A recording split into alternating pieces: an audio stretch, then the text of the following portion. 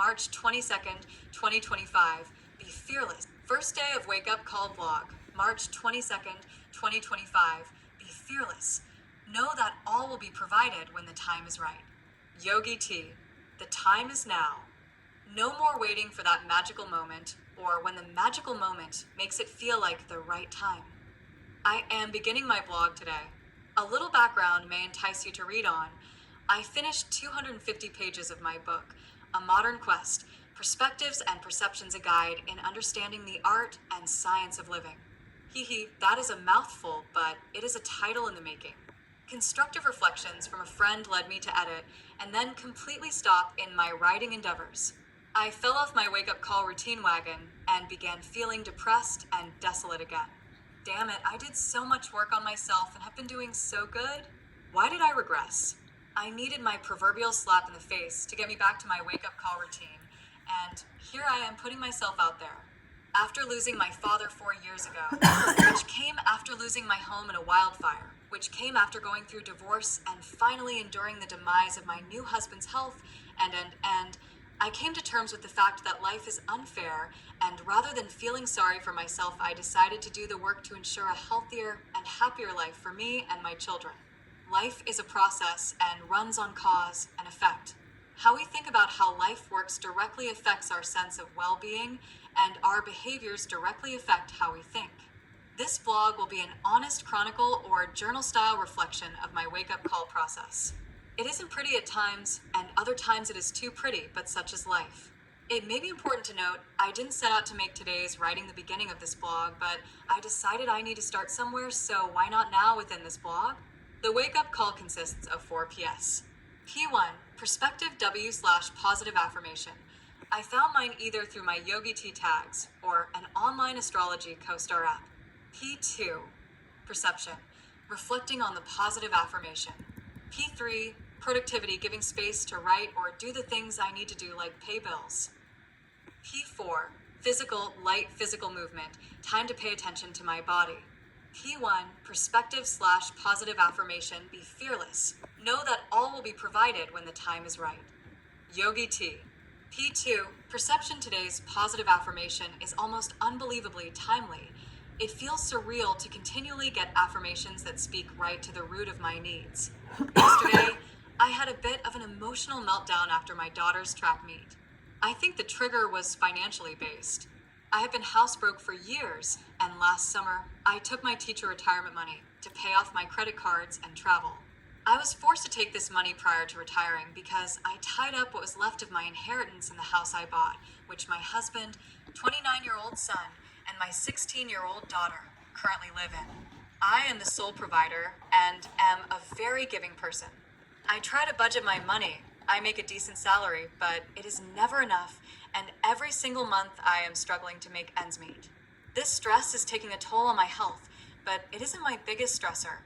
Feeling alone is the most stressful pain that challenges my core self, my self-esteem, and my self-efficacy. I was triggered by having to pull out coins from my purse to only fall short in having enough to get into my daughter's track meet. The attendant let me in out of pity. At the time, I didn't know this affected me. I am more resilient than letting money drag me down, but when I am sitting in the stands all alone and my daughter, who is the sweetest teenager ever, looks pained and like she would rather not sit with me, I begin to melt down. I do not blame my daughter. She needs her social time, and I didn't even expect her to sit with me. It just reminded me how alone I am. My kids, and I have no extended family on my side.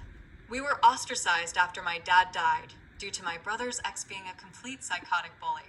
However, this woman isn't all to blame for my feelings of alienation. I was also dumped as a friend by 3 best and longtime friends in a span of 2 years following the death of my father. Basically, the only way I can accept these horrible betrayals of friendship is because my grief was too much for them to hold. Of course, I am haunted by the idea that I am not worthy of their friendships, that I am too much, or that there is something innately wrong with me.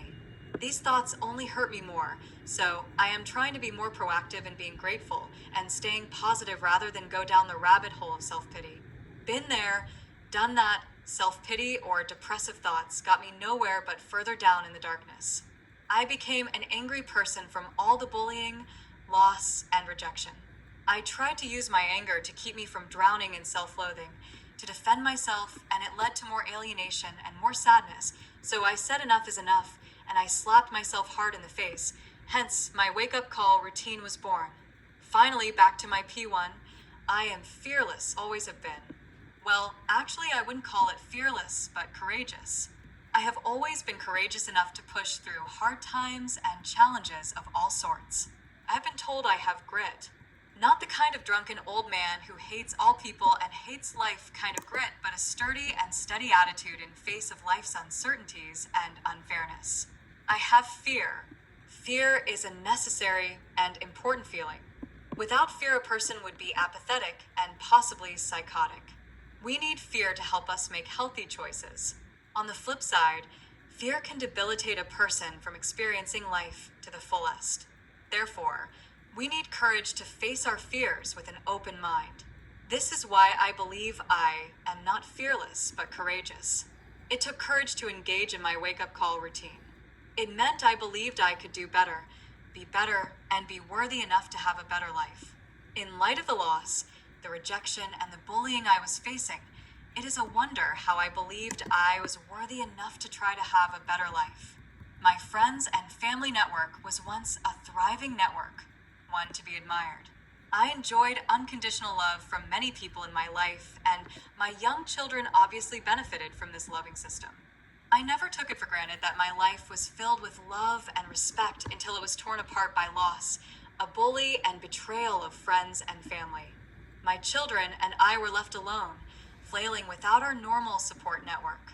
Typing that last sentence was excruciating, and I am tempted to delete it, but I will be courageous. Insert Cheshire Cat smile and leave it be. Why is this hard to face? It is hard to face because it borders on feeling sorry for myself and self-loathing. It is difficult to not feel sorry for myself and not hate myself. After all, I am the common denominator in all these painful experiences. It tallies that I must be part of the problem, right? Well, yes, I am part of the problem because I have feelings, but I am not the problem. There is a big difference, and this is what my book is all about. My book explores how our thinking, cognitive process is the problem, not the people, experiences, or trauma life throws our way. This realization may seem simple, but for me it continues to be a great challenge to accept. Life is unfair. It just is, and the sooner we accept this, the sooner we can look for ways to supplement life's offerings with more positive thinking and experiences. After I thought I finished the surface editing of my final draft and was ready to put it out there to publishers, I experienced what I dub a falling off of my wake-up call wagon. I decided I was ready to be me again. I didn't need to keep waking up to do my 4 Ps. I was healed, and I didn't need the friends that betrayed me or the family that rejected me and my kids. I felt like the old me, strong and steady. I have a great teaching job. My kids seem healthier and happier. I've come to terms with my losses, and the bully is fully out of my life, so I thought. My thinking was erroneous. It was childish to think I would not be triggered by life's uncertainties and unfairness again, and be tempted to go down the dark rabbit hole of self-loathing and defeat. My wake-up call routine keeps me sane and safe. It is something, not someone, I can rely on. It helps me think more positively and constructively, but most importantly, it reinforces my sense of esteem and self-efficacy. It reinforces that I am worthy enough to enjoy a life full of love and respect. It is time for a metaphor. Not engaging in my wake-up call is like not taking antibiotics if you have strep throat. Sure, you can suffer through months of strep throat without antibiotics, but in doing so, you will damage other bodily systems.